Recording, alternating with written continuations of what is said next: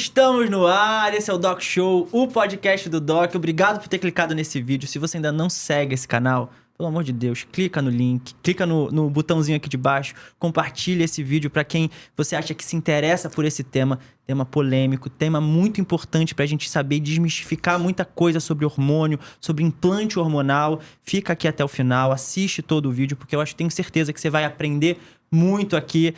Obrigado pela Biomeds, a nossa patrocinadora do programa de hoje, que a gente vai falar bastante sobre implante. Office Lab, minha parceira da temporada toda. Nutrindo Ideais, a minha clínica que eu trabalho com muito orgulho aqui no Rio, São Paulo, Belém e sei lá pra onde mais. Eu tô esperando a gente chegar em Orlando, hein? Eu sempre falo, botei fé que a gente vai chegar em Orlando. Obrigado de verdade. E é isso, agora vamos apresentar as nossas convidadas. Hoje estamos aqui muito coloridos, com as minhas convidadas maravilhosas, que eu sou muito fã. Ju, tô muito seu fã. Participei de muitas palestras suas, te sigo no Instagram. Caraca, Belly também, conheci há pouco tempo, mas já amo pacas. Obrigado por vocês terem vindo aqui no programa de hoje. E, cara, deixa eu apresentar vocês primeiro, pra galera que ainda não conhece. Ó, Jubica, médica, endocrinologista, com título de especialista pela SBEM, pós-doutorado com fellowship em neuroendocrinologia pela Columbia University. Ela é bilíngue, gente. Pós-graduada em nutrologia pela Abram, médica certificada pela IFM, Instituto Funcional de Medicina, também pelos Estados Unidos, especialista e idealizadora dos cursos de Lipedema Experience, REIN, que é especialista focado em reposição hormonal feminina. Caraca, mais coisa. Professora, né? Posso falar professora? É, minha professora. Pode, né? Tenho muito orgulho, eu acho isso muito legal. Sou filha de professora também, então eu acho isso lindo. Melhor profissão do mundo, né? Eu acho, né? É a profissão que desencadeia todas as outras, né? É isso aí. Eu acho muito importante. Belly, já é Belly, tá? Isabelle Gindre, que eu descobri que é italiana. PhD, formada em farmácia pela Universidade Federal de Santa Maria, mestrado em Química pela Universidade Federal de Santa Maria também, doutorado em Biomédica, caraca, ela também é bilíngue, Medical Engineering pela University do Texas, de Dallas, pós-doutorado em Engenharia de Materiais pela Universidade... Fazer certo? Pela Engenharia de Materiais pela Universidade Federal de Santa Catarina e cofundadora e CEO da Biomeds. Doutora Isabelle Gindre. Caraca, que maneiro. Vocês estão... Currículo. 5 minutos de currículo. Obrigado por vocês terem vindo aqui. Vieram de São Paulo, chegaram diretão. Pra começar o programa, a gente tem sempre uma pergunta, assim, meio Enem, tá? Meio filosófica. O que vocês fazem pela saúde de vocês hoje? É o que vocês fazem pela saúde de vocês, não é o que vocês mandam fazer, não. Eu faço tudo que for possível. A primeira pessoa da minha agenda sou eu mesma. E foi... A minha história, na verdade, com a medicina é muito antiga. Desde criança eu queria ser médica, eu era médica das bonecas. Aquela história básica de todo médico raiz, né? Mas eu comecei... Mas com uma formação bem tradicional, eu fiz aquela medicina da doença, do diagnóstico, tratamento, vida que segue, né? Mas foi justamente na gestação e depois com o nascimento da minha filha que eu mudei o meu jeito de olhar para a saúde, pensando mais em prevenção, em uma busca de uma saúde ótima, que é diferente de não ter doença. Porque a minha filha nasceu prematura. Caramba! De 35 semanas. Foi restrita. Você vai começar a viver todos esses palavreados gestacionais. E ela teve uma restrição de crescimento intrauterino por insuficiência placentária. Caramba. Idiopática. E nasceu com 35 semanas. Era bem longe do sonho que eu queria. Eu queria aquele parto normal, com 40, estourando a bolsa. Quando ela quiser nascer. Dentro do consultório, estourou a bolsa, tô indo, parto normal. Meu plano era eu mesmo fazer a parto. Mentira! Tirar todo esse... E claro que foi a primeira... E ela acho que é isso também. A primeira lição da maternidade é que a gente não tem controle nenhum sobre isso. E aí, logo que ela nasceu, ela ainda por cima tinha diagnóstico de alergia da proteína do leite. Putz, muitas E aí eu comecei isso. a pensar assim, cara, dentro do útero já não foi fácil para essa criança. Eu tenho que dar um jeito fora do útero de eu cuidar da saúde dela diferente. Porque nasceu pequena, para a idade gestacional, amamentei muito pouco, nasceu de cesárea. Todo aquele início de vida que hoje a gente sabe que é o início de pé esquerdo, assim, do ponto de vista epigenético, de saúde metabólica. E aí, nessa de agora eu vou cuidar diferente, eu fui buscando tudo isso, entendeu? De essa medicina preventiva, de estilo de vida, sabe? Nem saindo da minha caixa da endocrinologia, mas abrindo a minha caixa para outros conhecimentos de outras áreas. E tudo isso eu apliquei em mim. A minha família é uma família que tem muito forte genética para Alzheimer. Eu tenho 5 parentes com Alzheimer. Caramba. Por conta disso, eu fiz a pesquisa de mutação genética. Eu sou portadora da mutação ApoE4 em heterozigose, então eu tenho um risco aumentado para Alzheimer. E aí também, com essa descoberta, eu também resolvi que eu não vou ter Alzheimer. E aí eu fui atrás, assim, o que eu posso fazer, o que existe na ciência, na saúde, no estilo de vida, para eu silenciar esses genes. E aí essa é uma longa história contada curta. Caramba, bem curta, mas assim, impactante, muito, não sabia. E saber ter essa informação de que você tem esse gene, dá um negócio. Mas sabe o que eu falo para os meus pacientes? Eu sempre falo assim, ó, viva a vida como se você tivesse todos os genes de aumento de risco de doença. Como se você tivesse alto risco de Alzheimer, alto risco cardiovascular, alto risco de ter câncer, de qualquer coisa. Porque quando você vive a vida desse jeito, não importa a genética que você tem. Exatamente. Você pode modular a tua genética através da vida que se leva. Então, eu sempre falo para os pacientes, não precisa fazer todo o teste genético que aparece, não. Viva como se você tivesse. Muito bom, uma boa dica. Verdade. Nunca vai dar errado. Ruim não vai, né? Ruim não vai. Beli, e você? O que você faz pela tua saúde hoje? Então, olha que coincidência com a doutora Ju. Mas quando eu fiquei grávida, eu também sinto que foi um despertar. Eu sempre me cuidei, sempre pratiquei exercício, sempre gostei muito de praticar esportes, correr, jogava vôlei, jogava basquete. Atleta. Gostava muito. Só que quando eu descobri que eu estava grávida, eu pensei, gente, eu preciso ser o melhor lugar para essa criança estar. E desde aquele momento eu pensei e comecei a olhar de uma forma mais séria mesmo para minha alimentação, para os exercícios que eu fazia, como que eu poderia preparar o meu corpo para o parto, aquela história, né? Também, assim, a gente... A formação da gestante. Idealiza, daí tem aquele cardápio pronto e tudo, que você tem que fazer... Plano de parto. Depois isso daí vira tudo uma bagunça, né? Mas, enfim, foi um momento divisor na minha vida. E depois que eu ganhei minha filha, a responsabilidade de ser o exemplo. Não adianta você falar que tem que comer direito, que tem que se exercitar, que tem que cuidar do teu corpo, se você não faz isso dentro da tua casa, né? Isso vai virar uma confusão mental para essa criança. Então, vi nessa fase da minha vida e até hoje, eu busquei sempre formas de me alimentar direito, de me exercitar e dentro da minha profissão também. O início da minha formação como pesquisadora, inclusive a primeira startup que nós fundamos, ela foi voltada para tratamento de doenças. Que era a medicina mais antiga, a medicina que, olha... Espinha dorsal, né? Sim, lógico. Vamos resolver esse problema. Que antigamente a gente só vai no médico quando tá doente. Hoje em dia, antigamente pensava muito isso. Né? Perfeito. E aí a ideia era, vamos buscar soluções para tratamentos que hoje não têm soluções... efetivas, trabalhamos com desenvolvimento de implante para bexiga hiperativa, para Alzheimer também. E só que no meio desse caminho, a gente refletia muito. Eu tenho um sócio que ele sempre falava, gente, a gente precisa olhar para não só para ter produtos de tratamento, né?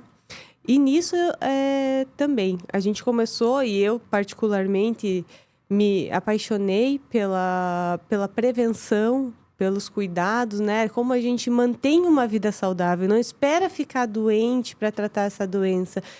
E aí foi quando também tive a oportunidade de trabalhar nesse projeto maravilhoso que é a Biomeds e que hoje também usufruo desses produtos, do bem-estar que a gente consegue atingir. Mas, basicamente, é isso. A gente tem que olhar para a nossa saúde como a saúde... Desde a alimentação, da prática de esporte, saúde mental, como que a gente cuida do nosso corpo como um todo. E é isso que eu pratico no meu dia a dia para estar bem. Muito bom. E, bom, para entrar no programa de hoje, eu quero saber de vocês. Em 5 palavras, o que é implante? Conseguem 5? Tô brincando, pode ser 5, pode ser mais. Vai, o que é implante hormonal? O que é isso aí que a galera fala? É uma... Joguei, responde quem quiser. Começa aí, chuta aí que eu coloquei. É uma estratégia terapêutica para reequilibrar os níveis hormonais em homens e mulheres. Uma estratégia tecnológica. Boa. É o que a gente tenta, assim, enfatizar o tempo inteiro. É uma alternativa cheia de benefícios, de tecnologia, de vantagens, mas é uma alternativa no tratamento de desequilíbrios hormonais. Muito bom. Isso aí. Passou de 5 palavras, né? Passou um pouquinho. Mas valeu. Valeu. Resposta de 3 linhas. Tá bom. Resposta completa. Tá certo. Apesar de parecer uma coisa super moderna e novidade, os implantes hormonais na endocrinologia são a forma mais antiga de reposição hormonal.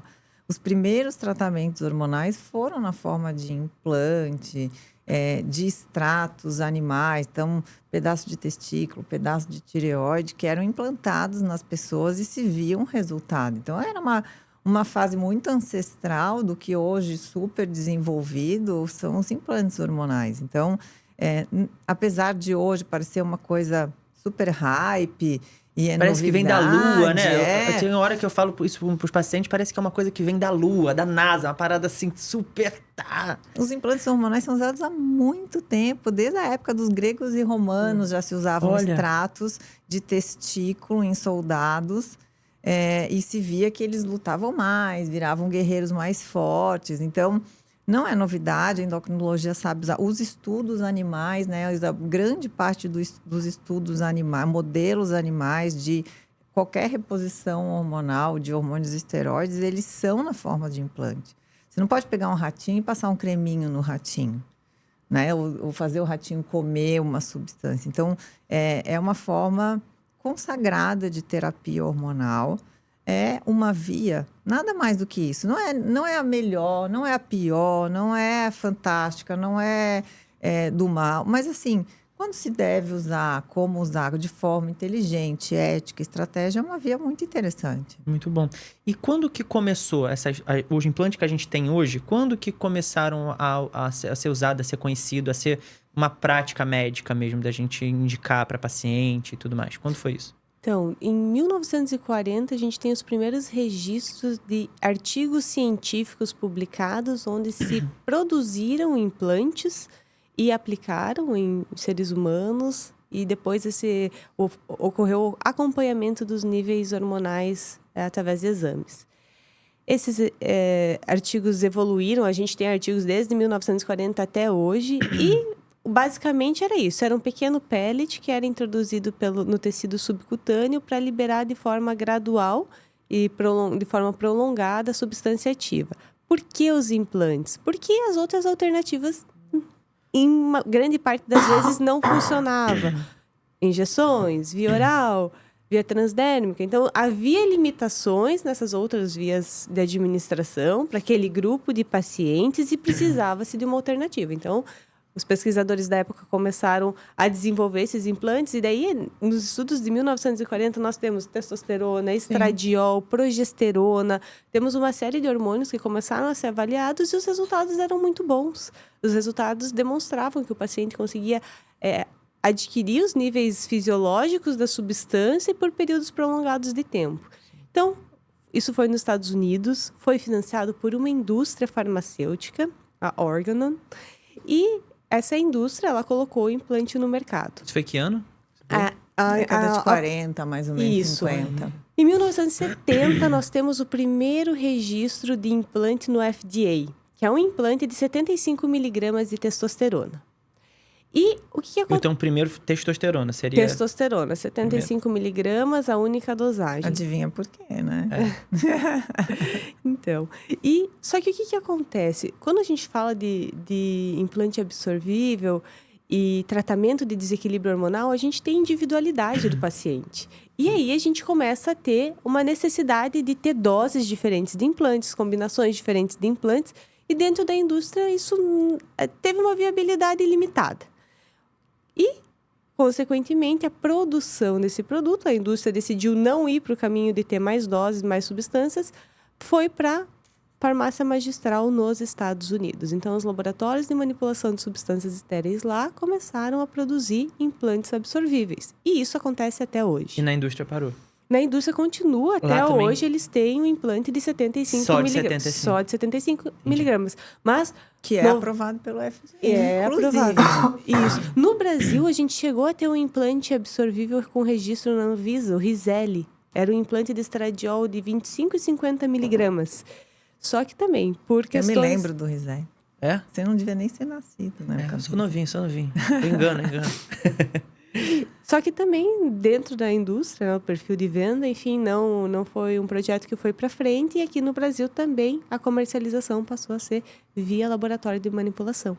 Então, hoje nos Estados Unidos se usa muito. Existem laboratórios nos Estados Unidos inteiro produzindo implantes absorvíveis. Então, assim, é uma via, é um produto consagrado nos Estados Unidos, na Europa, e hoje aqui no Brasil a gente considera que a gente já está num lugar bem melhor também de informação. É isso que eu ia te perguntar, Ju. O que você acha que tem de diferente da visão da terapia hormonal até como um todo, como implante, ou seja gel, ou seja injetável, de 10 anos para cá? Você vê alguma mudança? A gente fala mais sobre isso, os pacientes estão mais... sensíveis, adeptos a essa terapia? O que você acha? Sem dúvida nenhuma. Eu sou endocrinologista há 20 anos, então eu vi tudo isso acontecendo, né? O público consagrou, essa que é a verdade. Né? E dizer que a opinião do nosso paciente do outro lado da mesa não importa, o desejo desse paciente não importa, é até um pouco de hipocrisia. É o que, no fundo, mais importa. Claro que a gente não vai fazer loucuras, mas...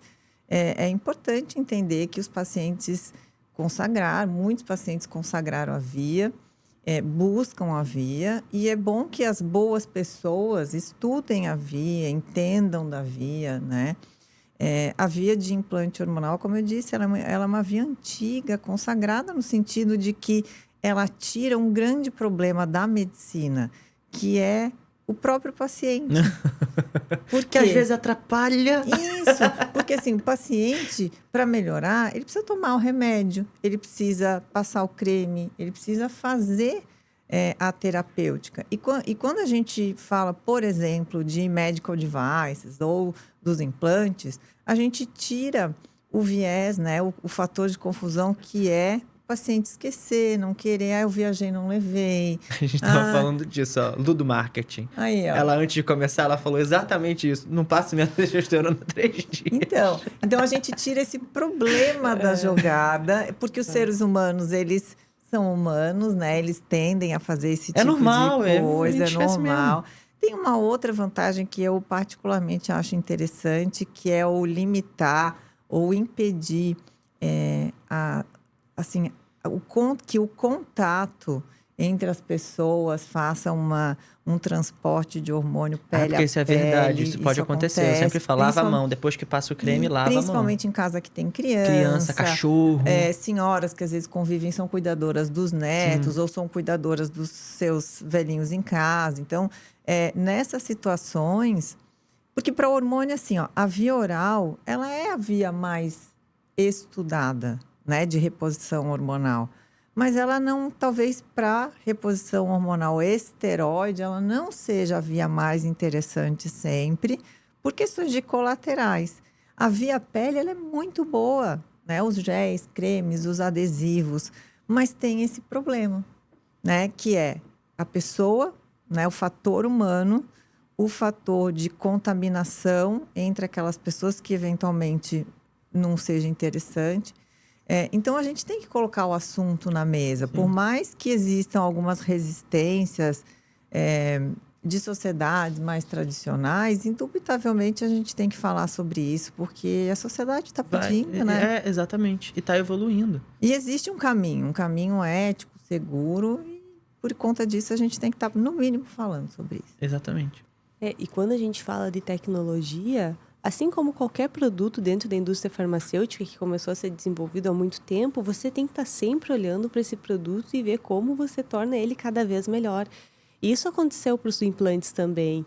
Nesses estudos que a gente está mencionando aqui, os implantes eram preparados com uma prensa manual, onde o operador colocava, pesava ali a quantidade Pegava de o hormônio, sal, a farinha, colocava pozinho. numa... pegava o pozinho, comprimia. pesava, colocava ali na prensa, ia lá e apertava.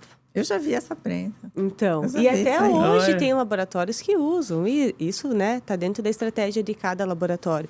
Mas existem tecnologias mais E como que avançadas, fazem hoje lá na Biomed? como nós da Biomedes investimos, que são equipamentos automáticos, onde você seta o equipamento para que ele tenha uma força de compressão, que no nosso caso é acima de 2 toneladas, para que você Caraca, garanta... 2 toneladas nesse negocinho? E isso para que você garanta a dureza desse produto. legal. O que isso quer dizer, né? Traduzindo, que ele tenha a compactação necessária para se dissolver lentamente, sem quebrar, sem se desintegrar dentro do organismo. Então, você precisa ter tecnologia para garantir um resultado.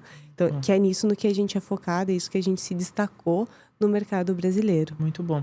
E Ju, pra quem que eu passo o implante? Qual que é o paciente que você tá lá na tua frente e você fala, cara, esse paciente é de implante? O que existe isso? Existe um paciente perfeito para o implante? O paciente perfeito para o implante é o paciente perfeito para reposição hormonal. Nem Como um todo todo. mundo, como um todo. Nem todo mundo tá legal para fazer reposição.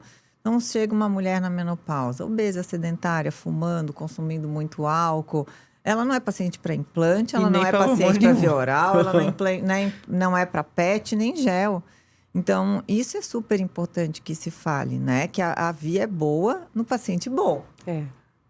A via é ruim no paciente ruim. Senão Sim. só vai dar problema. Só vai dar problema. E é o que a gente vê com anos de prática, a gente vê isso. O paciente, às vezes, chega querendo, e assim, às vezes precisando mesmo, mas a Isa já me viu falando isso. Eu sempre falo que terapia hormonal não é para quem quer, para quem É pode. quem pode. Eu falo sempre isso Para quem também. merece, Para quem né? merece. Eu Tem que falo fazer isso. por merecer. Devo ter aprendido contigo. Eu sempre falo isso também. Porque às vezes o paciente chega lá e já fala, doutor, eu quero botar um implante, eu quero botar um implante. Você fala, calma, vamos lá, vamos entender. Mas o que o paciente tem que ter para começar essa terapia? Quais são as doenças, assim, que o paciente tem que ter? Porque é uma terapia para tratamento de doença. Isso. Não é para emagrecer, não é para ganhar massa muscular. Às vezes a galera acha muito Não é isso. para ficar bonito. Não é para ficar bonito. Não é para ficar sarado, Não. não é para ter tanquinho. Exatamente. É, terapia, é pra tratar pra tratamento de tratamento de alguma deficiências coisa. hormonais. E quais são? O que você pensa, assim, nas maiores que você pensa agora? O que você acha que é? Os dois grandes grupos é menopausa Tá. e a andropausa, né? O hipogonadismo masculino. Então- Esses são os carros-chefe da terapia por implante. Então, isso é legal também a gente falar, porque homens também podem colocar implante. E às vezes a gente não fala muito disso. Homem, às vezes, não sabe que pode. Pode, assim como a mulher. Tem algumas diferenças, né, de técnicas de aplicação do implante em homem e mulher, mas sabendo fazer também são ótimos candidatos. Eu sempre falo, eu trato muito mulheres hoje, mas eu trato também os maridos delas, entendeu? Sim, isso é, E isso que é elas clássico. acabam trazendo esses Aham. maridos, até porque se não acompanhar não é legal, É. né? Em casal, pelo menos. E homem é muito fácil. Homem é o homem é tão A gente maravilhoso. tava falando Homem é isso cedo, né? simples. A mulher, quando a gente fala de terapia hormonal na menopausa, a gente vai falar de estradiol, testosterona, progesterona. A gente tem um leque gigante de doses entre esses três hormônios. Agora, homem é assim, ó. Eu dou testosterona ou eu não dou testosterona? É sim ou não a resposta. Não tem deficiência, não tem deficiência. A mulher tem tantas combinações complexas ali, e aí ela tem útero, pode sangrar, pode não sangrar, e câncer de endométrio, né? Homem não, homem é simples. Né? Homem, a gente tem esse sim ou não. Os urologistas sempre dão uma risadinha amarela pra mim quando eu falo, mas você fala assim, fala sério, você sabe que é assim. Você sabe. Você sabe que é assim.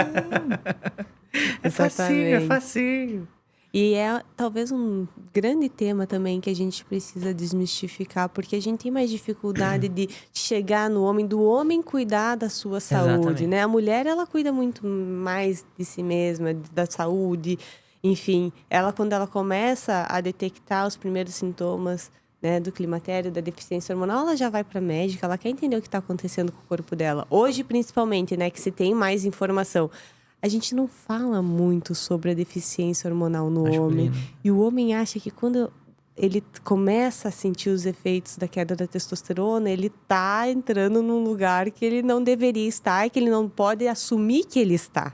Fica quietinho, não fala nem pra mulher. às vezes. Exato. Como que eu vou assumir, né, esses sintomas? Porque é meio que assumir, assim, a A perda da masculinidade, da virilidade. Porque a queda da testosterona causa isso, né? Infelizmente, vai trazer sintomas de queda da libido, impotência, a falta de vontade, aumento da massa. A perda de função sexual no homem é ainda muito, muito mais impactante do que para a mulher. Embora a saúde da mulher ela é eminentemente ligada à sua saúde reprodutiva. A saúde do homem não é eminentemente ligada à sua saúde reprodutiva. Até porque ele fica reproduzindo Então, até 70 o homem anos, 60, pode 80. se reproduzir até o último dia da vida. O homem, se ele for saudável, ele dorme e acorda com testosterona melhor. E não existe o fenômeno menopausa no homem. A gente fala andropausa, mas ela não existe, né? Existe uma queda progressiva, ela é mais lenta, ela é mais suave. Ela não é onipresente como a mulher. Na mulher, 100% das mulheres que viverem o suficiente, elas vão entrar em menopausa. E não é o que acontece com o homem. Então, a nossa saúde, ela está muito conectada com a saúde dos nossos ovários. Quando os nossos ovários envelhecem, quando eles vão perdendo a função, nós vamos perdendo saúde de forma muito rápida. Então, a gente tem isso, é muito claro na nossa vida perceber isso. Para o homem é menos. Sim. E tem esse dogma também da masculinidade. Eu acho muito, muito forte isso, porque eu vejo muito isso que você falou. Vem a mulher e aí às vezes a gente trata a mulher, a gente melhora a qualidade de vida dessa mulher, aumenta a libido, ela fica mais ativa, ela vai pra academia e ela tá lá, voltou a ter 20 anos quase. E o marido não. O marido já tá lá, às vezes é um pouco mais velho e ele nem cogita a possibilidade de ir pra ver isso. Homem não gosta de ir no médico, né? Eles não gostam enfim, por natureza. O homem cultural. vai no médico quando ele tá mal. E às vezes nem fala sobre isso. Porque eu percebo muito isso. As mulheres conversam sobre saúde entre si. Com Os certeza. homens não. Se os homens estão reunidos, eles vão estar falando da Bolsa de Valores, do campeonato brasileirão, que não sei o quê. Eles não vão falar, cara, e aí? Brochei ontem. É que Foi horrível. nós temos agenda com o médico. É. A gente tem Precisa. ginecologista pelo menos 2 vezes no ano. Isso tá na nossa agenda. O homem não tem agenda de médico. Ele vai no médico quando deu alguma coisa errada. Quando deu ruim, ele vai no médico. Então, tem muito isso também. A gente acompanha muito mais a nossa saúde de forma periódica, enquanto os homens vão lá para apagar incêndio. Exatamente. E tem uma questão da diferença da mulher e do homem, né? A mulher, ela tem o climatério e que é a perimenopausa e a menopausa, né, doutora Gil? Onde começa a haver o desequilíbrio hormonal, os sintomas. E a menopausa é a última menstruação. O homem, hoje está se usando muito o termo de deficiência androgênica do envelhecimento masculino, da EM. E porque não é um momento na vida dele, ele começa a ter redução do nível Não de é a testosterona. última ejaculação.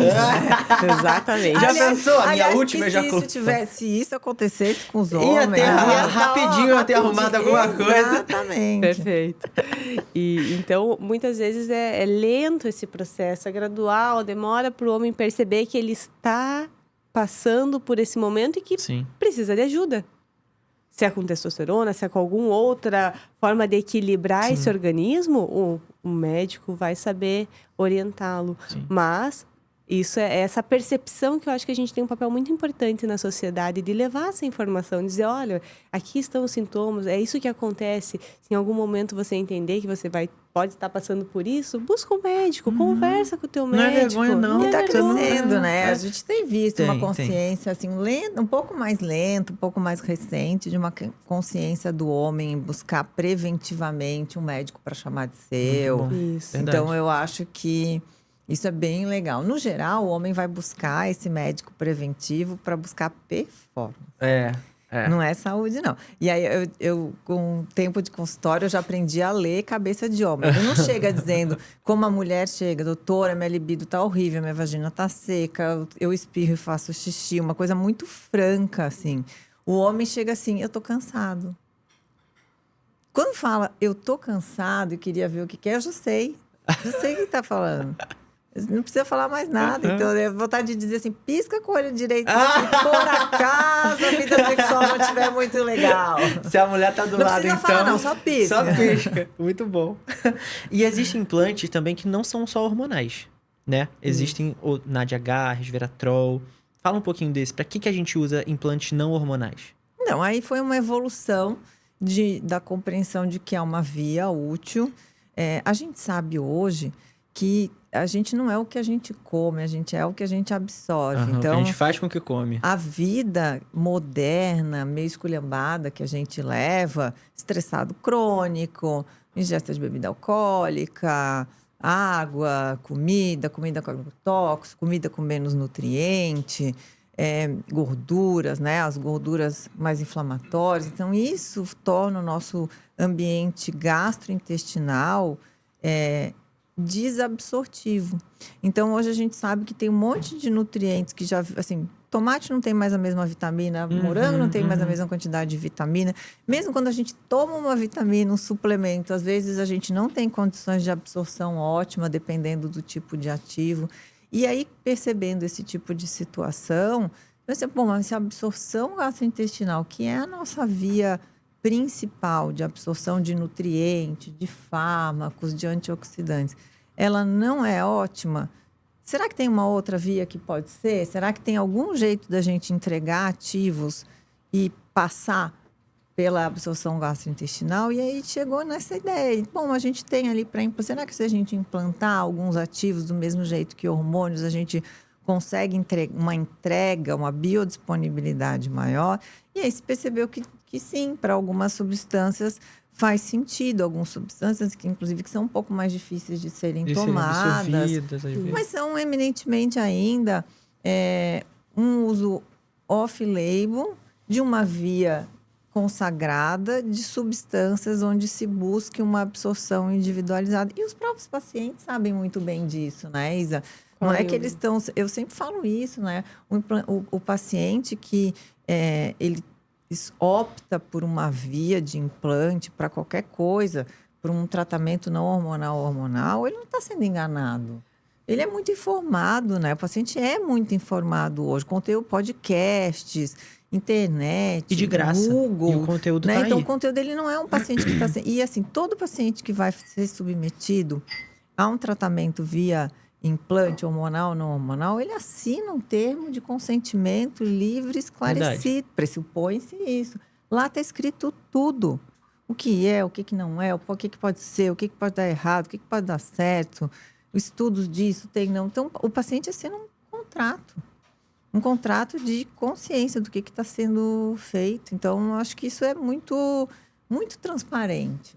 Com certeza. E um ponto também importante que a doutora Ju trouxe. A gente trabalha com substâncias consagradas. Os laboratórios, em geral, ninguém trabalha com uma substância que está sendo descoberta, vamos fazer um implante dessa moléculas substância. Conhecidas, né? São moléculas conhecidas, consagradas, e que para esse determinado público, por outras vias, a gente não consegue atingir o resultado esperado. A via oral, ela é uma via, a via mais utilizada, né? Mas ela tem a questão do metabolismo de primeira passagem. O que é isso? O paciente administra a substância, grande parte dela é metabolizada no fígado e não atinge a corrente sanguínea. Então, o que acontece? Muitas vezes precisa se administrar doses muito maiores para você atingir a tua corrente sanguínea, só que essas doses maiores também são responsáveis por causar efeitos colaterais. Então, você não consegue ajustar o tratamento desse paciente. E o implante, novamente eu vou utilizar a palavra, aparece como uma alternativa terapêutica extremamente importante, onde você consegue usufruir dos benefícios dessa substância para encontrar eficácia no tratamento. Muito bom. Então, acho que esse é um dos principais pontos. Isso serve muito bem para esteroides, para hormônios esteroides. O que são hormônios esteroides? Talvez o público não esteja familiarizado. A vozinha lá de casa. A vozinha lá de casa precisa entender. Hormônio esteroide é um hormônio gorduroso. A estrutura da molécula é colesterol. Todas essas moléculas que têm, esses hormônios que têm colesterol, eles são chamados esteroides. Aí eles têm uma quantidade diferente de moléculas de carbono, não interessa. O que importa é isso, é uma gordura. Todas essas substâncias, quando são administradas via oral, então numa forma de um comprimido, elas vão fazer um estágio no fígado. É obrigatório.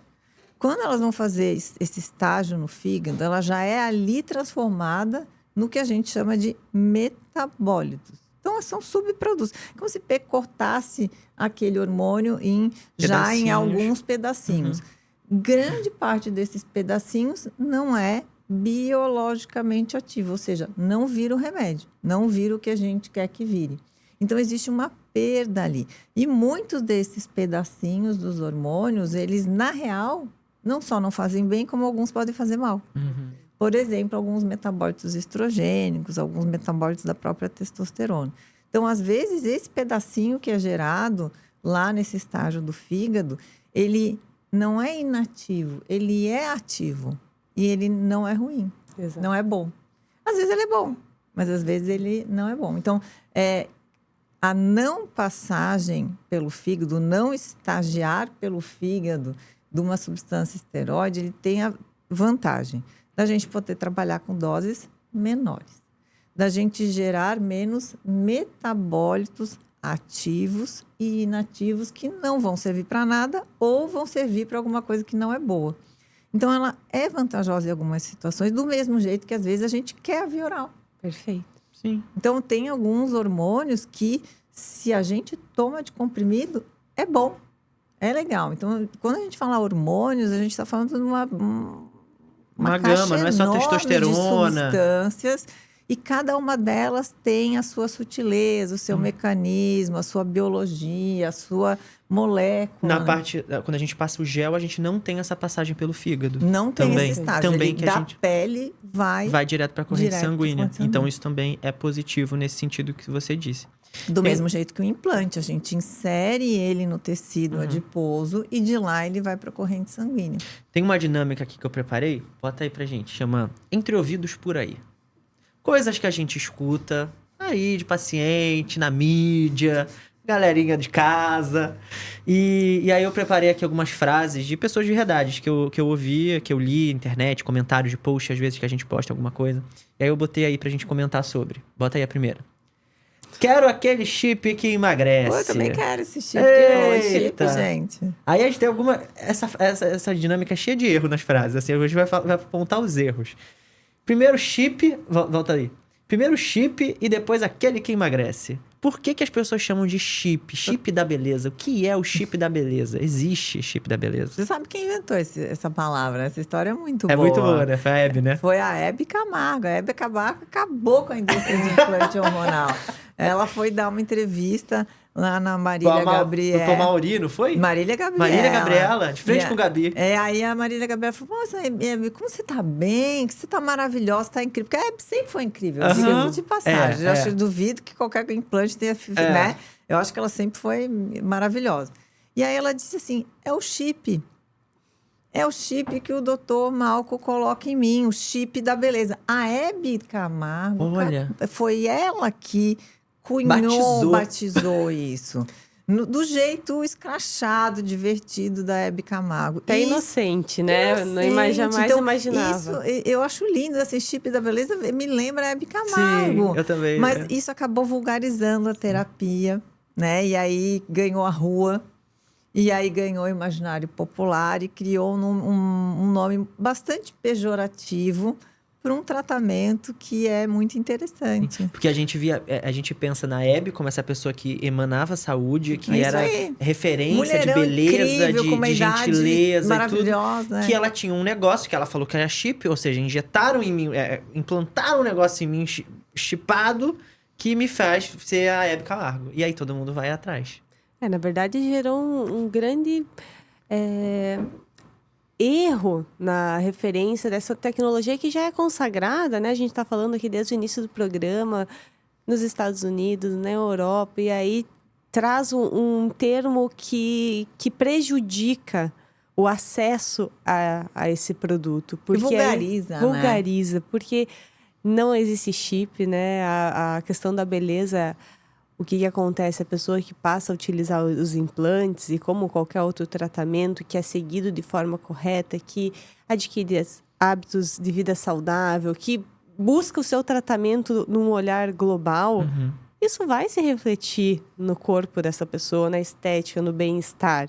E, obviamente, falar em beleza, não vamos também, né, Não dizer é que que não porque vai não gosta, né? Porque o efeito acontece, o efeito mas é uma colateral, consequência de um consequência. tratamento bem feito. Exatamente. E não algo que você vai conseguir diretamente com a utilização de qualquer substância. Não, pode virar né? chip da feiura também, Pode, facinho, com né? certeza. do engorda. É. Quantas vezes? Às vezes a gente vê Quantas vezes? paciente que colocou implante e que engordou.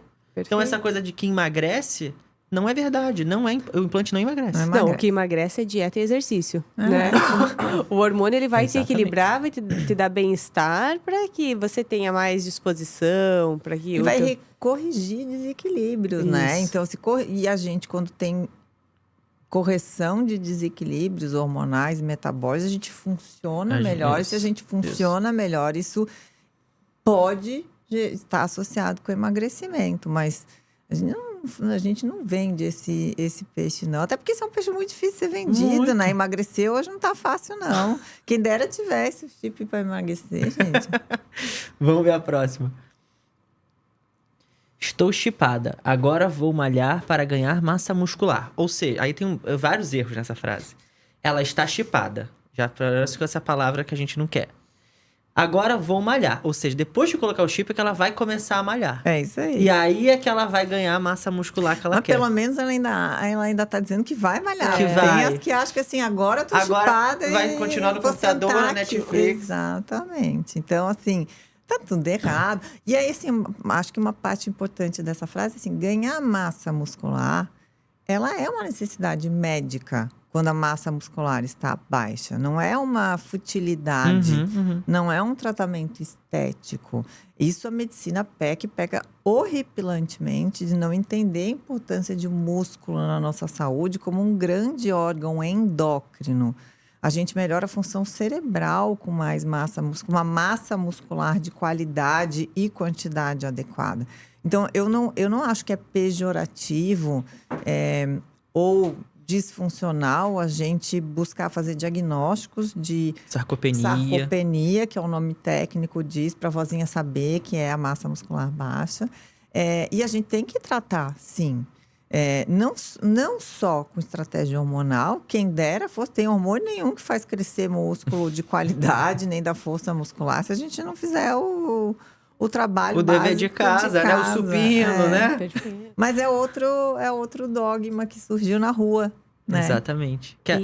Fala. Eu entendo que falar sobre a sarcopenia e esse assunto que a doutora Ju está falando com excelência é também extremamente importante desmistificar a propriedade anabolizante dos hormônios. Porque se tem, assim, um certo preconceito da palavra anabolizante. E assim, esteroides podem ter capacidade anabolizante. Outras substâncias também Insulina, têm. gente. Insulina é um anabolizante. exatamente. Quando eu falo isso, o paciente, mas é? Proteína tem propriedade É tudo que anabólica. constrói. Exatamente. Isso, e a questão de ser um termo muitas vezes considerado errado, né? Fala em anabolizante, poxa, isso é proibido, vem muito do esporte, né? Porque quando é verdade. um atleta faz uso de um anabolizante, ele não está no mesmo nível dos seus... Tá no doping. Nossa, eu nunca tinha Isso. pensado nesse lado. Então, se criou essa visão realmente de que um anabolizante, ele não tem um fim terapêutico. E que é uma coisa errada. E que é uma coisa errada, e que não ruim. pode ser utilizado. Mas, quando bem indicado, quando indicado para um fim terapêutico... Como remédio, né? Como Isso. remédio. É um fim totalmente adequado, então... Muito bom. Eu acho. E por conta desse preconceito, se deixou de ensinar também. Cara, na faculdade não existe, Não tá? existe, Galerinha né? que tá fazendo Exatamente. medicina, vai procurar curso da Ju, vai procurar cursos aí da galera, porque não tem. A gente não aprende. Reposição hormonal, obesidade, Sarcopenia. sarcopenia, não tem. Mesmo nas residências médicas, tá? É verdade. Mesmo É verdade.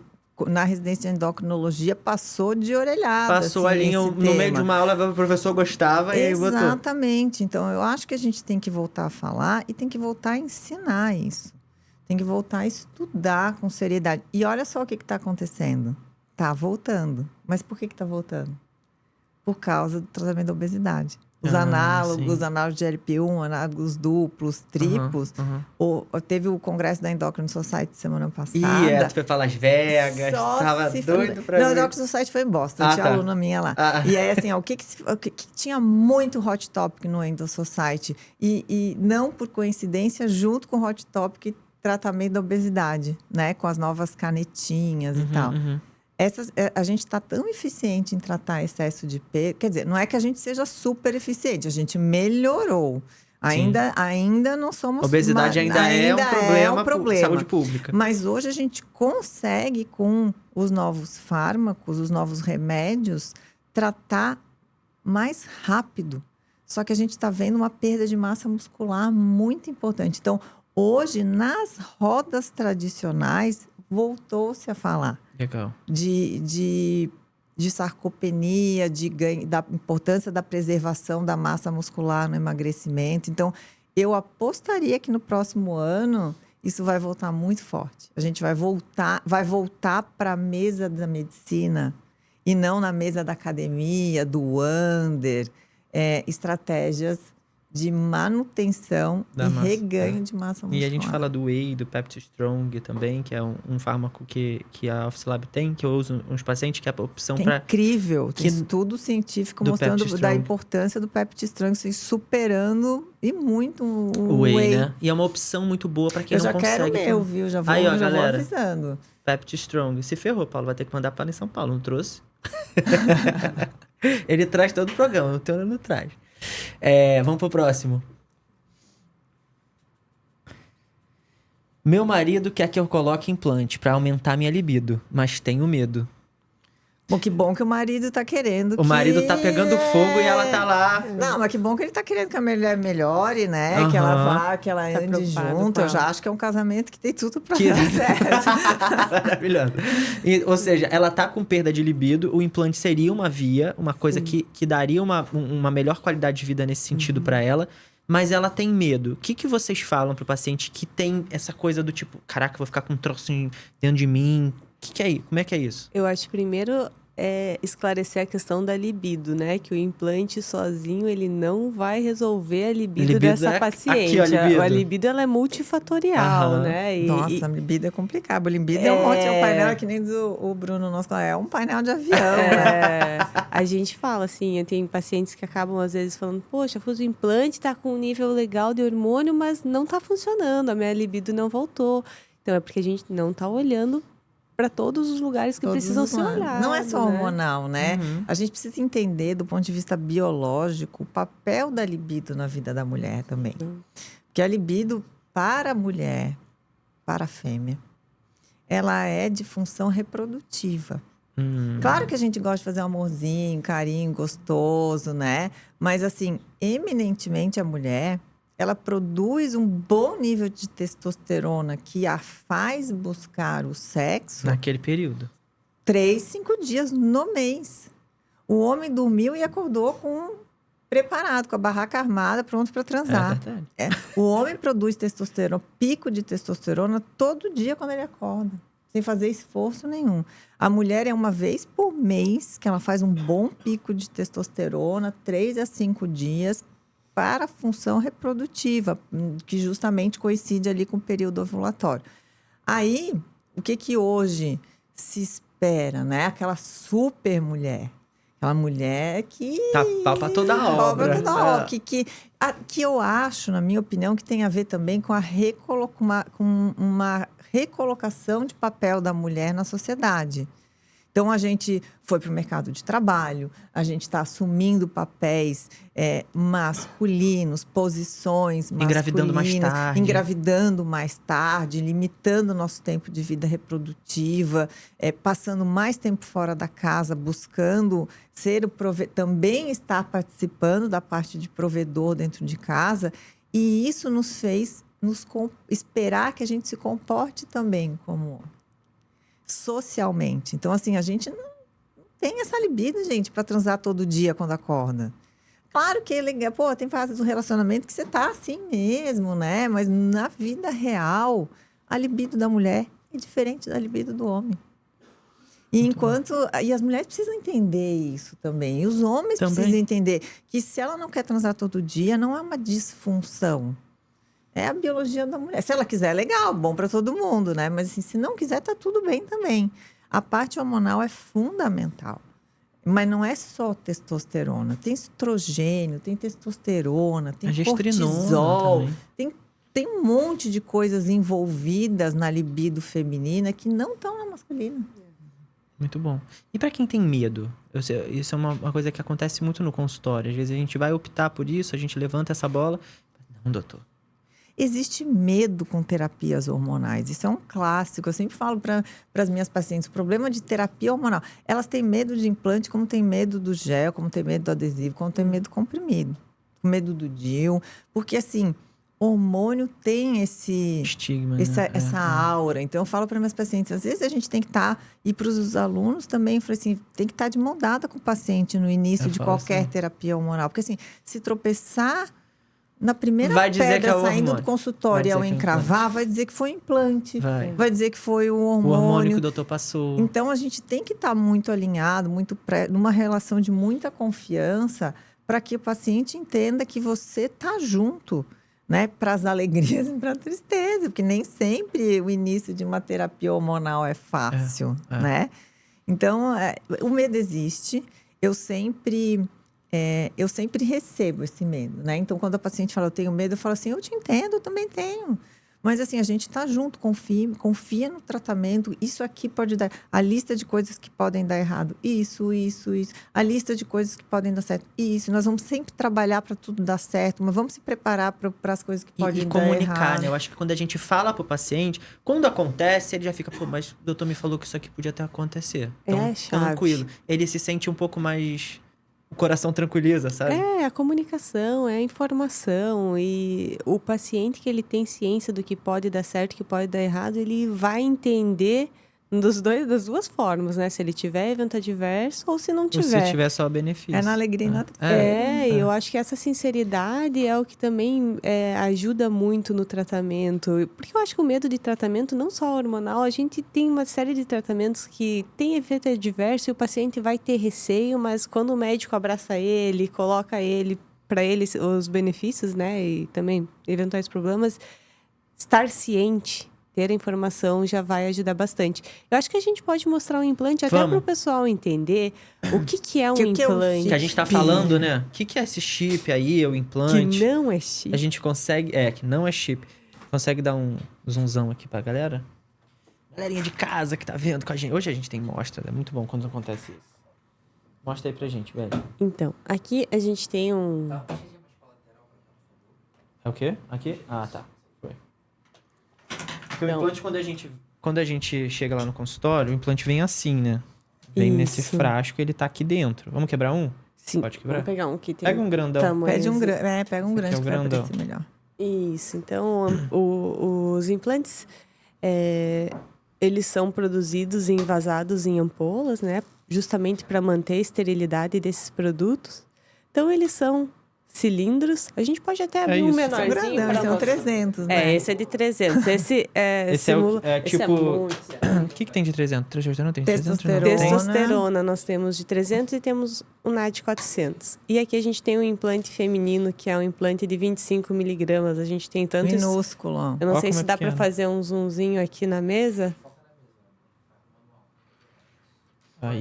Dá pra ver? A caneta vamos botar uma caneta. Olha, boa essa ideia. A diferença. Então, eles são pequenos discos ou cilindros que contêm a substância praticamente pura, né? A tecnologia da Biomeds é uma tecnologia com uma quantidade muito pequena de excipiente, justamente para evitar efeitos colaterais, e é o padrão americano também de alta tecnologia de implantes. Então, são pequenos comprimidos, né, que vão estar aí liberando a substância ativa da superfície ali no tecido subcutâneo até eles serem completamente absorvidos. É um procedimento simples, né, doutora Ju? É muito simples. Em alguns países do mundo até nem são médicos que fazem o procedimento, porque é um procedimento muito superficial. Mostra aqui como é que coloca com trocáter. A gente usa... Deixa eu ver, a câmera tá aqui? Essa aqui, ó. A gente usa esse instrumento, isso se chama trocáter, tá? Então, é anestesiado a pele, feito a asepsia, limpeza, é um cuidado cirúrgico, né? Para fazer a inserção. Esse trocáter, ele tem uma luz, então ele tem um buraquinho dentro. Tem de vários tamanhos. Tem vários tamanhos. Já me dá esse azulzinho aqui, ó. Esse eu acho que é o de 5. Isso, é o de 5.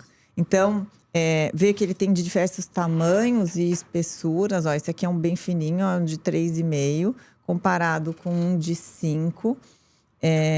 E aí a gente anestesia a pele, faz um buraquinho com bisturi, um buraquinho bem pequenininho. E aí a gente vai introduzindo esse instrumento ali na gordurinha. Tá? Nessa região aqui de trás, geralmente é atrás. Que às vezes tem muito paciente que acha que é no braço, né? Esse é um outro implante, né? E aí a gente vai... Aqui, claro, a gente usa pinça, luva, tudo. Mas aí, esse implantezinho, ele vai entrar aqui nessa luz. A gente empurra suavemente. Vocês vão ver que vai cair aqui, ó. Bluft. É isso. E aí, deposita esse implante ali na gordurinha do local absorvido. Tirou... Fechou o buraquinho, pode dar ponto, pode não dar ponto, depende do treinamento do médico. Acabou, vida que segue. Normal. E geralmente esses aqui que são absorvíveis, eles têm uma duração média de 4 a 6 meses. Não adianta a gente também achar que é a vida toda, porque não é, ele vai Mas sendo eu acho absorvido. eu acho que isso é uma vantagem. Eu acho que esse tempo de vida é muito legal, porque a gente, às vezes, daqui a 6 meses muda um monte de coisa. Né? Somos outras pessoas. Somos outras pessoas. E a tecnologia de implante, hoje a gente sabe que com o tempo a gente vai precisando cada vez implantar menos. Existe um depósito ali na gordura, então a gente vai conseguindo com o tempo cada vez usar doses menores. E isso é que é a vantagem, que a gente consegue ter mais... e até manter esse tratamento por mais tempo para o paciente, para não ser tão oneroso, que às vezes o paciente não consegue manter também. Sim. Né? Um ponto importante que a doutora Ju colocou, eu falei, é um procedimento simples, mas a gente tem que evitar usar esse tipo de termo, porque ele é simples, mas ele é cirúrgico, ele deve ser feito dentro do consultório ou clínica que tem autorização para esse fim, e ele exige cuidados. Então, o paciente tem que estar ali com a asepsia correta, o médico tem que estar utilizando todos os equipamentos de proteção individual, tudo tem que estar esterilizado. Existem cuidados pós-implantação que o paciente precisa tomar, porque não adianta o implante estar com todos os critérios de qualidade atendido, o procedimento ser super bem feito e aí... O paciente vai para casa, no outro dia tá na academia. Isso. Ou tá correndo, ou tá dentro do mar, às ou vezes na é difícil piscina, segurar paciente. Tem que ter... existem 3 pilares para que esse tratamento tenha sucesso, né? A empresa que produz, que tem que se comprometer com a qualidade do produto, o médico que prescreve e coloca o implante, e o paciente no pós, que é cuidar tanto do que a gente falou, né? Alimentação, hábitos saudáveis, mas também do pós-procedimento, que a gente sempre fala 5 a 7 dias sem exercícios físicos, mulheres que geralmente são menos implantes, os trocáteres menores 5 dias, homens 7, sem banhos de imersão, higienizar bem o local, fazer muito gelo. O gelo é uma estratégia simples, mas ele causa vasoconstrição, ele tem um efeito anti-inflamatório local, ele ajuda muito no sucesso. Porque o que depende o sucesso nesse pós? Cicatrizar o caminho pelo qual o implante entrou. Para que ele não ache um caminho de saída. Exatamente. Porque ele é um corpo estranho. Até ele não ser abraçado pelo nosso organismo, a tendência é que ele queira escapar. Ele não pertence. O corpo vai expulsar. O teu corpo olha ali, não me pertence. Então, assim, a gente tem que deixar ele quietinho ali, favorecer essa cicatrização do caminho do trocáter para que o tratamento ocorra da melhor forma. Então, isso também eu acho que gera alguns problemas, né? Então, assim, se o médico não for bem treinado para colocar no plano certo, com a técnica certa, às vezes a gente vê, né, Isa, com muita frequência nos treinamentos, os médicos empurrando como se estivesse socando, assim, um pilão. Perfeito. Chega a dar para ouvir. A gente ouve os implantes quebrando no caminho. Da grosseria, às vezes, que é feito. Quando ele é quebrado... Ortopedista botando sacanagem. Quando ele é fraturado, ele tem uma absorção modificada. E aí, se ele tiver fraturado, ele absorve que nem um sorrisal. Exatamente. E aí, o paciente, às vezes, vai viver ali um pico hormonal indesejável por uma má técnica de implantação. Então, assim, é simples? É. Mas uma vez que se aprenda certo no começo. Se já começa com vícios de implantação, e a gente vê isso muito nos treinamentos, o médico já chega assim, eu já faço isso há muito tempo. Eu já fiz outros cursos e a gente vê assim, tá cheio de vícios de implantação que vão provavelmente acarretar num resultado clínico pior. Que às vezes a gente chama de extrusão, né? Que é quando esse implante sai. Eu tive um caso de extrusão. É difícil o médico ter, mas acabou que eu tive. Não, sempre tem. Não tem médico que não tenha tido então que bom. Então já tive caso o meu. de extrusão. Mas foi bem chato, assim, porque eu colocamos, beleza, a paciente super animada pra colocar. Beleza. Ela foi pra casa, eu orientei, olha, sem exercício, porque era difícil segurar ela. Eu posso treinar hoje? Não, gente. Acabou de fazer um procedimento cirúrgico, não deixa de ser um procedimento cirúrgico. Vai pra academia. Segurei ela não foi. Quando é que você vai? 5 dias. A gente colocou, acho que eram 5 ou 6 implantes. Porque aí a gente colocou a gestrinona que precisava, um pouco de resveratrol, enfim. E aí ela deu ela me ligou uma semana depois falando... Ela foi trocar o curativo 10 dias depois. 10 dias, geralmente troca o curativo com 7 dias.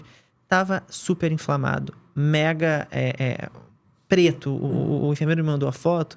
Tava assim, um cheiro, empechou o consultório. Ela não fez o curativo. A gente fechou. E ela viveu a vida dela como se não houvesse amanhã, tomando banho, indo pra praia, indo pra piscina, malhando. Com aquilo fechado, ela não tirou. Eu tava sozinha em casa, eu fiquei com medo, não tinha ninguém pra tirar pra mim. Eu fiquei apreensiva, não sei o que. Eu preferi vir aqui pra ele tirar 10 dias depois. Ela teve extrusão. Ele veio, já tinha uma pontinha ali, ele teve que espremer, saiu. Mas sabe o que eu acho? E eu sempre falo isso pros alunos, a extrusão é boa. A extrusão favorece o tratamento, que quer dizer que alguma coisa não estava certo. Então, assim, quando a gente começa a ter extrusão, é para fazer pensar que, de repente, aquela via não é a via boa para aquele paciente. A gente tirou, que a técnica de implantação daquele médico não está legal, que aquele paciente não é um paciente legal para terapia hormonal, para começo de conversa. Então, eu tento sempre dizer assim, que a extrusão ela não é negativa, ela é positiva e mostra que alguma coisa não está legal nesse caminho. E é isso da alternativa, porque nesse caso, a gente acabou optando por um outro tipo de terapia. A gente fez tópico e injetável. Então, a gente trocou a terapia. Ela tá super contente agora. Foi chato? Foi chato. Teve que ir várias vezes na clínica, usou antibiótico para conseguir melhorar aquela inflamação. Mas ela agora tá contente. E ela era uma paciente que a gente sabe... Paciente que a gente não precisa explicar sobre o implante. Ela já vinha toda informada, ela já pesquisou, fulano já usava. Já veio motivada. Ela vinha né? motivada. E quando não dá certo, a gente fica triste também, né? Porque... mas aí tá da relação médico-paciente, né? Da ética, do termo de consentimento. Tá escrito no termo de consentimento que isso pode acontecer. Então, o paciente tem que estar muito bem informado e a relação ser muito ética, muito transparente. E, eventualmente, situações dessas, até dizer para o paciente, daqui a uns meses eu vou colocar de novo para você não vai me pagar nada, fica tranquilo, que está tudo certo com a gente. Porque, no final das contas, o que a gente quer? A gente quer o paciente bem. Exatamente. Né? A gente quer o paciente bem, saudável, feliz, satisfeito com o tratamento. Então, se isso vai ser com implante, sem implante, nessa hora tanto faz. Vai ter paciente para tudo, né? Exatamente.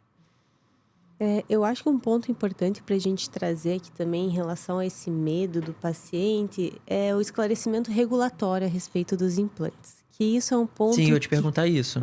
Que muitas vezes surgem, enfim, informações desconexas.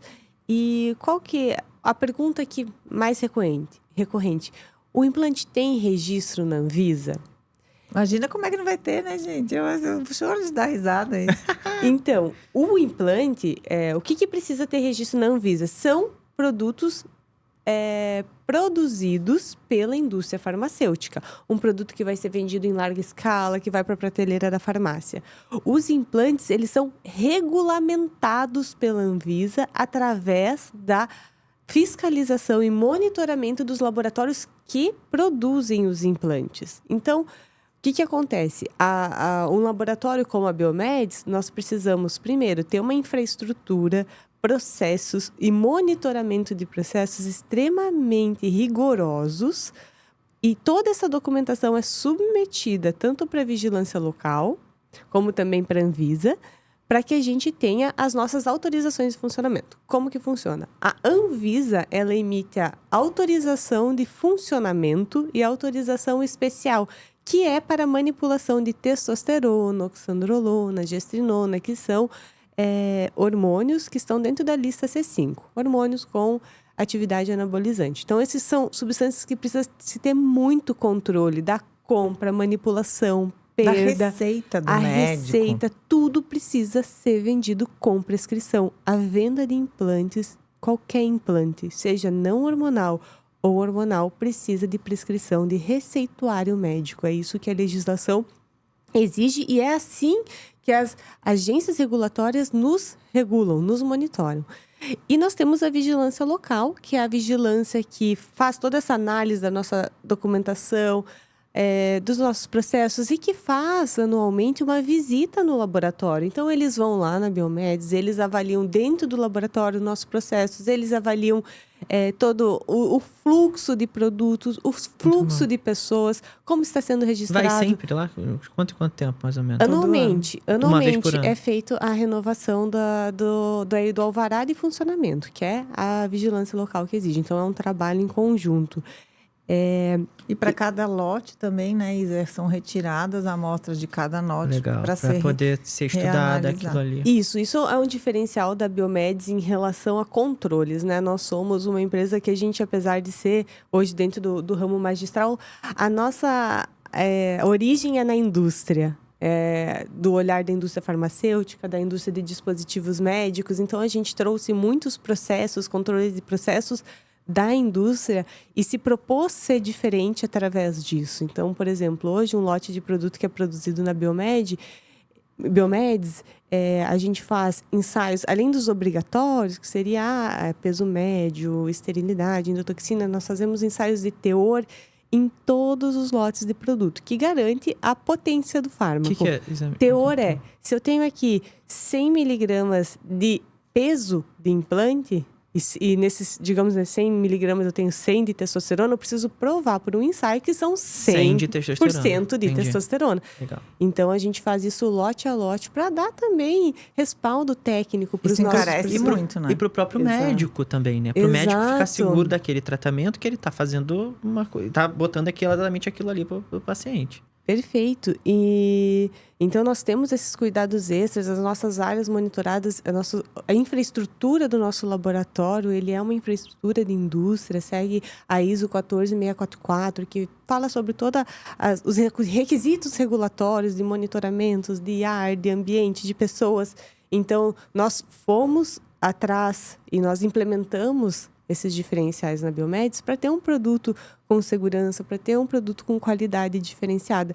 Então, a atividade é completamente regulamentada. Então, assim, isso também é importante esclarecer, porque é um produto regulamentado. Porque às vezes entra nós trabalhamos com substâncias regulamentadas. Tudo isso está dentro do crivo regulatório, do fluxo regulatório da nossa agência de vigilância sanitária, e vale também reforçar que a Anvisa é uma agência regulatória reconhecida no mundo inteiro pelos seus critérios de qualidade, que muitas vezes são ainda maiores do que, por exemplo... Mais rigoroso do que o próprio FDA. Exato, ICE na Europa. Então, assim, a gente podem ter certeza que são produtos com qualidade, né? Os laboratórios que se comprometem a fazer dentro da legislação estão trabalhando com normas que regulamentam e que cuidam da qualidade do produto. Muito bom, muito bom.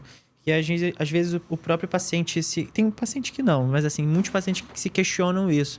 Porque vem brifado da mídia, de reportagens, de muita coisa que escuta que é irregular, que é uma terapia nova e que a galera tá... Como fosse uma coisa artesanal, de fundo de quintal, exatamente, né? exatamente. E aí também está muito vinculado à proibição do uso para o fim estético, que eu acho que todo profissional concorda, né? Exatamente. Isso ninguém está questionando. Eu acho que isso foi uma medida extremamente importante. O uso deve ser terapêutico. A Exatamente. finalidade deve ser terapêutica. E aí que algumas informações se confundem e o nosso... Tem uma zona de penumbra nessa história, né? Exatamente. Eu acho que o futuro e a informação que a gente passa vai desmistificando isso cada vez mais. A gente já tem uns minutinhos, mas Ju, eu queria te perguntar uma coisa. Você é estrela do lipedema. Eu penso em lipedema, eu penso na Ju. E o lipedema é uma questão muito importante da gente falar, porque muitas vezes se confunde com a obesidade. E muitos médicos não sabem nem diagnosticar o lipedema e muito menos tratar. Me fala um pouquinho de lipedema. Como que às vezes a terapia hormonal e toda a outra... Porque embora a gente faça o implante, a gente tem que ter uma gama de coisas em volta Sim. ali. Não é só o implante que resolve a vida de ninguém, ou a terapia hormonal. Então, o que a gente precisa fazer pensando em lipedema? Ó, o lipedema é um hot topic, né? Nos últimos 2 anos, desde que foi reconhecido como doença, né? Então, lipedema sempre existiu. Tem umas fotos muito legais, a Isa já viu, assim, de fotos de 1870, Aham. desenhos dentro de pirâmides do Egito, Caramba. de mulheres com lipedema. Então, é uma coisa que existe há muito tempo. Mas foi reconhecida como doença há mais ou menos 2 anos. Olha que doideira. Então, parece que é uma doença nova, parece que é um modismo, mas é uma coisa antiga que foi recentemente reconhecida. Em todo lugar, quase todos os países do mundo acontece o mesmo fenômeno. De ter esse boom, assim, né? De virar quase que uma trend, de repente surge Porque como também se todo mundo é lipedema, igual TDAH. Todo mundo tem TDAH. 10 a 12% da população de mulheres é muita gente, né? Isso tirando por baixo, provavelmente é muito mais. Então, ele vira um assunto muito interessante. Por que se fala em hormônios do lipedema, né? Então, de novo, aquele dogma. Porque tem gente que acha que lipedema é um problema estético, não é uma doença. Obesidade, não é. Obesidade é uma doença. E como que a gente trata? É uma disfunção hormonal do tecido adiposo, hormonal e inflamatória. Essa é a espinha dorsal da fisiopatologia do lipedema. Então, se a gente vai tratar uma doença, uma disfunção do tecido adiposo, na verdade não é só da gordura, mas vamos lá, vamos simplificar para a gordura, do tecido adiposo hormonal e inflamatório. Se você não tratar a disfunção hormonal e a inflamação, você não está tratando. Se você fizer só por ou só um tratamento estético, você eminentemente não vai ter sucesso em tratar. Então, por essa natureza hormonal e inflamatória, a gente não pode passar pano no tratamento hormonal e inflamatório. Mas quando a gente trata a inflamação, você está tratando os hormônios também, Com né? certeza.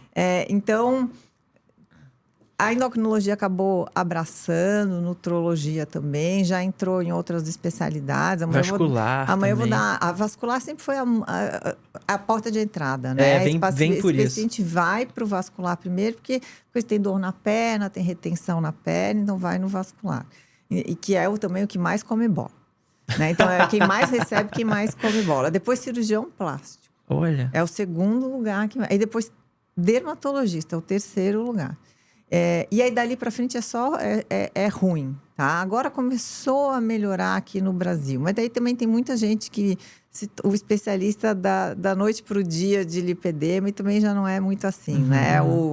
É o oportunista do lipedema. Mas até aí tá tudo certo. Estudando e procurando as fontes boas de educação, não tem problema nenhum. Acho excelente. Mas não dá para você tratar uma doença que tem uma causa sem tratar a causa. Então, você vai ter que entender da disfunção hormonal que acontece naquela gordura, né? E gordura é um grande órgão endócrino para a mulher. Para o homem não é. Não é tanto, mas para a mulher é muito. Então, essa é uma conversa muito bacana. E é extensa. Eu quero um programa legal. só de lipedema. Porque vambora, eu acho muito maneiro falar sobre isso. Que muita gente não sabe que tem. E é porque é a desproporcionalidade do corpo, né? O lipedema. Acaba que fica aquela coisa... O rosto é de magro, mas se você desce um pouco aqui, você começa a perceber a gordurinha, aquele braço, É evidentemente coxa. uma doença, né? A gente vê aqueles pacientes... Eu estava até mostrando para a Isa, com grau 4 de lipedema. Você olha para aquilo e fala assim... Como é que isso não é doença, gente? Uma pessoa que é toda magrinha da barriga, tem a panturrilha magrinha e aí tem aquele crescimento desproporcional da gordura em algumas regiões... E aquela gordura tão pouco responsiva, tudo que a gente sabe fazer pra Exatamente, gordura. não emagrece, a gente faz estratégia. É uma gordura dificílima de tratar. Dificílima de tratar se você não tiver uma caixa de ferramentas gigante para colocar em ação. E as mulheres ficam muito infelizes naquele lugar, às vezes. Elas querem mudar esteticamente porque elas não estão felizes. Elas não conseguem, às vezes, tirar roupa, dar um marido e tudo mais. E elas estão mal ali naquele lugar. É uma carga emocional. Né, a carga emocional disso é muito pesado, porque é uma deformidade. Deformidade. Fica muito pesado. E aí você conviver com naturalidade, com uma deformidade, com uma dor real, porque aquilo dói. Tem estudo mostrando imagens de ressonância nuclear magnética funcional. E quando a mulher com lipedema, ela tem uma dor que no cérebro é a mesma dor de um herpes zoster, de uma artrite, que são as piores dores que são detectadas, assim, de reações cerebrais. Então, aquela dor, ela existe, ela é real, ela não é emocional. Existe uma dor emocional, mas é uma dor real física. Que forte, muito bom. Beli, pra gente terminar, o que a Biomeds tem pro futuro aí? O que você acha que a gente vai levar aí? Quais são os próximos passos? Para a Biomeds, o céu é o limite. Nós somos uma empresa focada em inovação, em qualidade. Mas o que eu digo, assim, com todo o meu coração, que o nosso objetivo é cada vez mudar mais vidas. Que eu acho que esse é o principal motivo pelo qual a gente se tornou referência. Você conseguir transformar vidas através de um produto excepcional. Que legal. Entregar qualidade. De forma recorrente, a gente vê áudios de pacientes, assim, que são emocionantes, porque você restabelecer qualidade de vida. Esses dias eu estava em um evento que falava, né? A expectativa de vida hoje é até 80 anos. Como que você vive esses 80 anos? Como que você vai viver ali dos 60 aos 80? Não adianta você só viver 80 anos, você tem que viver bem. Então, é com isso que a gente está comprometido. Entregar qualidade de vida, e a gente vai até onde for possível, se é o limite, para entregar cada vez mais qualidade, inovação e qualidade de vida. Muito bom. E é importante que se fale, eu não sou a Biomeds, não sou sócio da Biomeds, infelizmente não faço parte da Biomeds, mas existe um compromisso renovado da empresa com pesquisa científica. E eu acho que isso vai ser muito transformador nos próximos anos. Muito bom. Investir em pesquisa científica é muito caro no Brasil. Tem pouca recompensa, né? Esse dinheiro não volta em dinheiro, né? Mas volta em algo que é muito maior, que é a consolidação entre os pares do que a gente vê no dia a dia. Porque a gente sabe o que a gente vê no dia a dia. A gente sabe os resultados de vida real.